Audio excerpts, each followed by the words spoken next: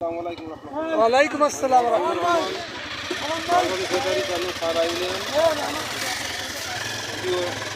দেশবাসী, আপনারা জানেন অভয়নগর মনিরামপুর সংযোগ যে ব্রিজ, টেকারঘাট ব্রিজ, বিগত আওয়ামী সরকারের দুঃশাসনের যে উজ্জ্বল দৃষ্টান্ত হয়ে আছে, ব্রিজটি নির্মাণের আগেই অকেজো হয়ে গেছে।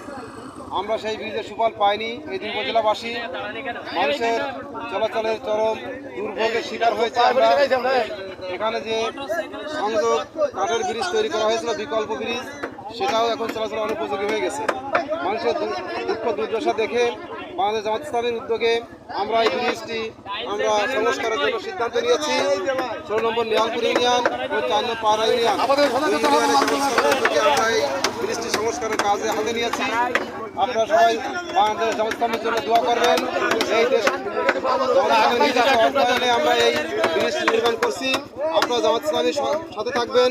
এই দেশটি আমাদের, আমরা দেশের উন্নয়ন করতে চাই। সবার সাথে মিলে আমরা এই দেশটাকে আবার নতুন করে গড়তে চাই। বাংলাদেশ জিন্দাবাদ, বাংলাদেশ জামাত ইসলামী জিন্দাবাদ। আসসালামু আলাইকুম ওয়া রাহমাতুল্লাহি ওয়া বারাকাতুহু।